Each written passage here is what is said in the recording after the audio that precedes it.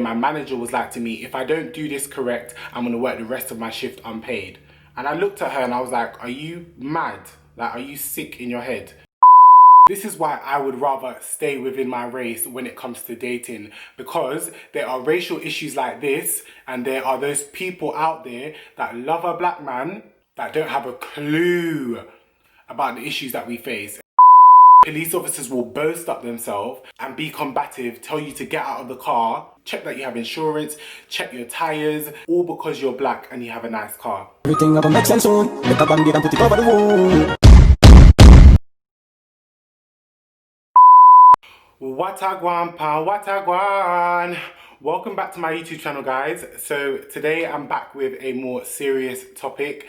I know I've been on a roll with all these prank stuff, but I feel like this is a fitting time to do a video like this. And I've actually always wanted to talk about something like this, but I'm normally talking about it on my Instagram lives. I want my subscribers to hear my point of view on this topic. So today I'm going to be talking about my life as a black man living in the UK, different experiences that I've had, and like me going abroad, seeing how they act over there and situations like that. Growing up, I wouldn't necessarily say I faced any harsh racism. I feel like growing up in northwest London, like I felt like it was very diverse, it was very multicultural, so I don't feel like I was ever singled out or I was ever the odd one out when it came to my race. As I got older and I went on to sixth form, I then like moved into like the West London area. This is where other races were more predominant than black. Everyone was almost in their own groups. So the black people was with the black people,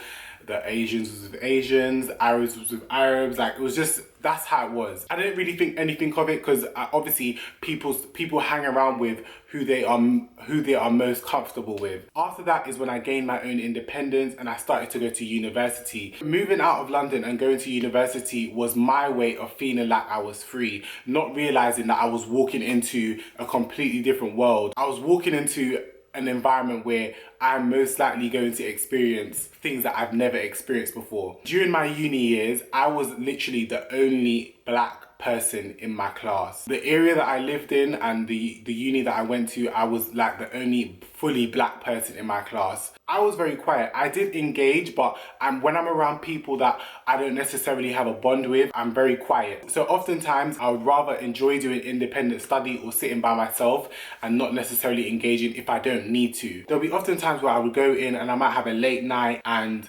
my lecturer is asking me, oh, you look like you just smoked a spliff. And I was just like, I would look at him and I just think to myself, why on earth would you think that I look like I smoked a spliff? Why is it that I can't be tired? Why is it that I can't just have had a long night? Why can't it be hay fever? Why is it the first thing that you think is that I've smoked a spliff? Listen, I don't smoke. I don't know where people get that idea from, but for me, I will attach it to me being black. That's the only justification I can give it. There's no other reason why you would think that I smoke other than the colour of my skin and the fact that people associate weed with black people. Because you as a white man, if you was looking tired or if your eyes was puffy, if your eyes was red, nobody was going to associate it with drugs with you. So why are you doing it to me? When I went on to getting my first job, I did notice that I was the only black boy, yet again. But even with other men working in the store, I felt like I was given a lot of the labor work. I was given a lot of the heavy duty work. And I felt like, why is it that I'm the only guy? There's about 5 guys in here, similar build as me. Why is it that I am the only person that is lifting all these tables, lifting all these mannequins, rearranging shop fronts and doing all this kind of stuff? Not because you're training me to go into a higher role or a different role. You're only doing this because I am black. That's what I had justified it as. You could comment down below and tell me if you disagree, but I feel like my manager identified me as black and strong. I didn't feel like I was any stronger than the other guys because some of them was even bigger than me in terms of height and weight and muscle. But it was always me that was lifting. It was always me that was breaking my back to do labor work that I did not need to do when I was a customer service assistant. It just didn't make any sense to me. In that moment, I felt like I couldn't bring that argument to my manager because she would just not understand. They're not going to identify with that because it's almost like they've been programmed to see us in a certain way. Do you get what I mean? So it's almost like my managers was programmed to see me as, he can manage it, he can manage it, he can carry this, da da da da. And there will be another male worker standing next to me, and he would never have to lift a thing. And I'm just like, why am I carrying all 4 bags, 5 bags upstairs like I'm some SLAVE? Going on to another job of mine, and in the beginning, it was very diverse, it was very multicultural. I felt like, yeah, like I fit in here. And then it got to a point where the managers had changed and they got rid of every single black colleague of mine, and they ended up hiring a whole heap of Asians. Once that became the thing where I was once again the only black person in the store, any little thing I did, you're being aggressive. And I'm just like, hold on a second. I've been here for over 3 years, and in the 2 years that I was here, this 1 year has now come around where all of a sudden I'm aggressive. When I'm in a work environment, I'm not the type to shout, I'm not the type to bold up my fist, or I'm not the type to be threatening when it comes to my demeanor. They would find any excuse to say that I'm aggressive. And as I'm talking to you lot right now, is most of the time how I speak. I'm a very passionate speaker. I speak with bass in my throat. I don't hide and talk. This is how I talk. I can't change it. This is how I've grown up. I can't change it, and I will never change it. I will not change it because somebody is not used to this type of delivery when it comes to speaking. I was around a family friend's house and we was just chilling and talking. We don't necessarily have to speak loud, but where we come from, us being of Caribbean and African backgrounds, we're very loud, we're very passionate, and we're just talking to one another. Nobody's getting offended by the way one another is speaking to one another. We're literally just having a conversation. It's sad that I had to actually identify it because I'm so constantly getting bashed for the way I speak to people. I sat there with them and I was like, imagine we are talking to one another and nobody's saying, oh, you're aggressive. Nobody's saying, oh, you're talking too loud. We're literally just 4 people just vibes in and being ourselves. The fact that I had to identify that in us having a conversation was that it's almost like I'm now getting programmed to thinking that the way I'm speaking to people is combative all the time. And it's not. This is how I speak, and I'm not going to change it. And a lot of the time, I feel like because majority of the people that live in this country, majority of the young people that live in this country have never been back to their own country. They've never experienced the rawness of their own black culture. So they are even racist to each other. Black people stereotype one another, and it comes from the people stereotyping them, and it's sad. It's so sad. Another thing that I want to add is this institutionalized racism. We need to look at all these companies that we adore and love, all these companies that we splash out our money to. How are they giving back to us? How are they showing that they actually care about us? Because the majority of them, in their workplace, there is not a black person in sight, but they know by statistics and marketing that black people are the quickest people to go and buy products. There are companies of predominantly white employees that will use a black person as a pin-up doll or as a marketing tool to gain that black audience. And then once they've gained that black audience, it's a domino effect. They just keep gaining more and more. When other black consumers see more and more black consumers using those products, they just gain more consumers of colour. I will go to an interview, and the only reason why I got that interview is because of my qualifications. Before I started to take YouTube seriously, I was on the road of becoming a graphic designer, senior graphic designer. And I would go to interviews, and I would only get those interviews because of my qualifications and my portfolio. And I always say that your work speaks for itself. It doesn't matter where you come. It doesn't matter what you look like. It doesn't matter where you come from. If you're good, they want you. If you're not good, they don't want you. But when it came to interviews, when it came to being interviewed, it's like when they saw that I was black, they could not believe that I was the same person that was on the phone. It's like they couldn't understand that a black person can be well-spoken, well-educated, can articulate a sentence. It's like they think of us as Muppets. I went to an interview of a really big company. They loved my work. When it came to emails and communicating through emails, it was like, I felt like a king. I felt like, yo, these people need me. These people need me. And as soon as I walked into the interview, the demeanor changed. The demeanor was more like, oh, one of them. Like, the conversation wasn't bouncing off one another. It's like they was thinking of questions to ask me that I would find difficult to answer. And because it's a field that I love and enjoy, there was nothing that I couldn't answer. There was no piece of work that I couldn't show that I hadn't done. There was no reason why you could not hire me, but the fact that you just don't seem to relate to me because I am black. And I could be crazy, but I know body language, and I know how they dealt with me over the phone, and I know how they dealt with me through emails. And it was a completely different manner in regards to meeting me face to face. Even when I'm doing job applications, I don't even write my race.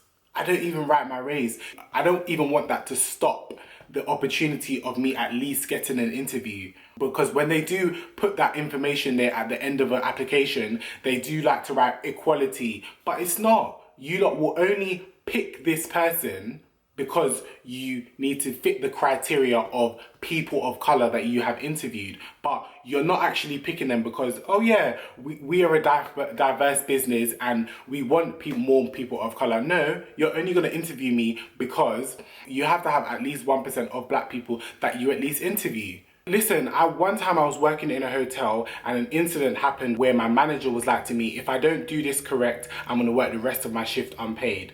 And I looked at her and I was like, are you mad? Like, are you sick in your head? And the fact that I am a man of colour, it just blew my mind. And I took her to HR. I told them word for word what she said, and HR covered her back. HR, being people that were white, covered her back. They never even gave her a slap on the wrist. I said, I can't work somewhere like this. I can't be in an environment like this where the people that I work for don't even have my back when I'm calling out bullshit. Even back to the whole weed thing, I was on Instagram Live and I'm on live and I'm just vibesing, I'm just chilling. It's like, if I'm not screaming, you lot think that something's wrong with me. And it's like, no, why is it that I can't just one day decide I want to be quiet? Why do you lot identify social media as my personality 24/7? Nobody is like this 24/7. When I wake up in the morning and I go and brush my teeth, I'm not animated, I'm just brushing my teeth. How somebody acts on social media is not their whole persona. It is maybe 2% of who they are. So I was on Instagram Live and I'm chilling, I'm quiet. Oh my God, got it, you look like, you look high. And I was just thinking to myself, all of you, hundreds of viewers, know that I don't smoke weed. So for the fact that you are labeling me as somebody that looks high, you're only saying that because I'm black. Because if you was watching a white person on Instagram Live, you would not say, oh, you look high. You would not say, oh, you look like you're on drugs. You wouldn't say it to them. So don't say it to me. And then their response is, oh, I'm black. How can I be racist? I said, listen, clearly you're not old enough to understand how racism works and how psychology works, but you're playing into how racist people are towards us. Now, look at these two pictures and look how a black person is represented in the media and how a white person is represented in the media. The media is one of the biggest ways in which we start to identify ourselves as these negative stereotypes, and we start to think that the way they represent us is normal. I remember there being a time where I had biracial friends, meaning their mum was either white and their dad was black, or their mum was black and their dad was white, and they almost identified as a different race based on their complexion. It's crazy that those same people grew up to then experience the same stereotypes, the same labeling and the same racism as us darker skinned and black people. And life is a learning lesson. Obviously we can't hold these people to how they behaved back in the day because they didn't know any better.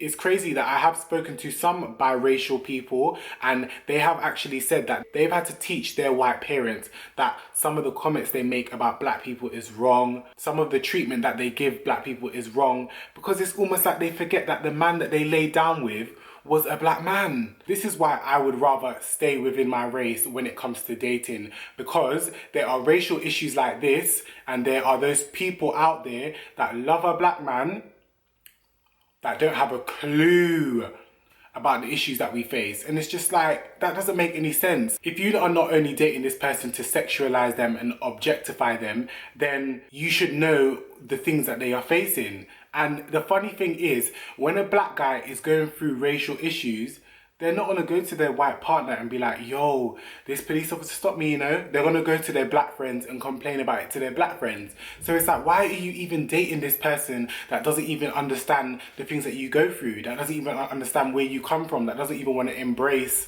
all sides to being with somebody of another race? I cannot walk into a store without a security guard wanting to trail behind me and look over my shoulder every 5 minutes. And it's the same black security guards that are trained to do this. The same other races have a high potential of stealing, but black people are made out to be the ones that are thieves, that are untrustworthy. I hear so many stories about guys that are in positions of wealth or are living comfortably, and they might have a nice car, and when you get to central London, they want to stop you every 5 minutes. When you get to Victoria, they want to stop you every 5 minutes. For what? Because you can't believe that a black person has a nice car. A police officer will want to boast up himself and tell you to get out of the car, but because we know how police officers can behave, because there's no cameras around and there's no witnesses, police officers will boast up themselves and be combative, tell you to get out of the car, check that you have insurance, check your tires, and all these stuff,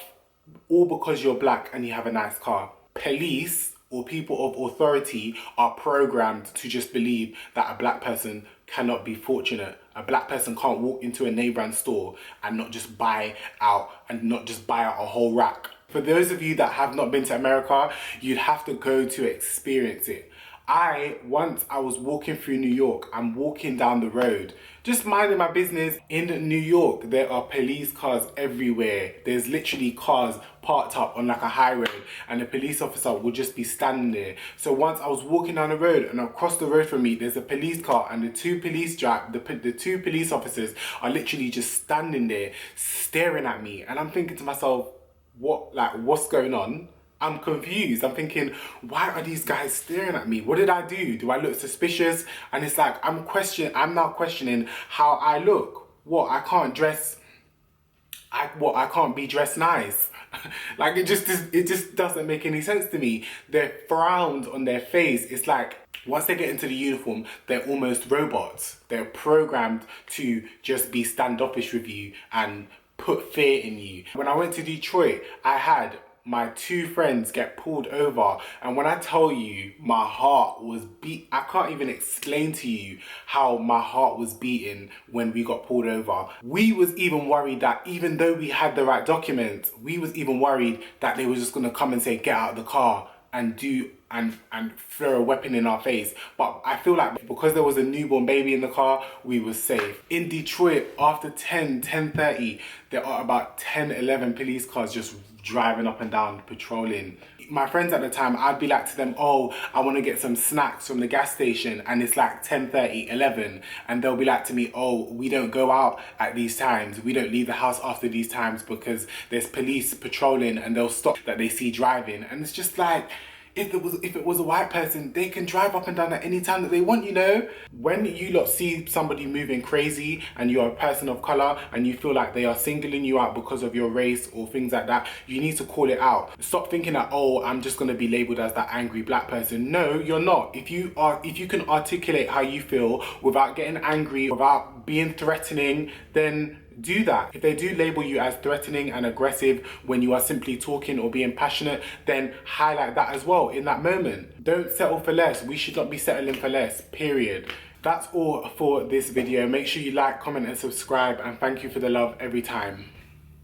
Peace. Watagwan, watagwan.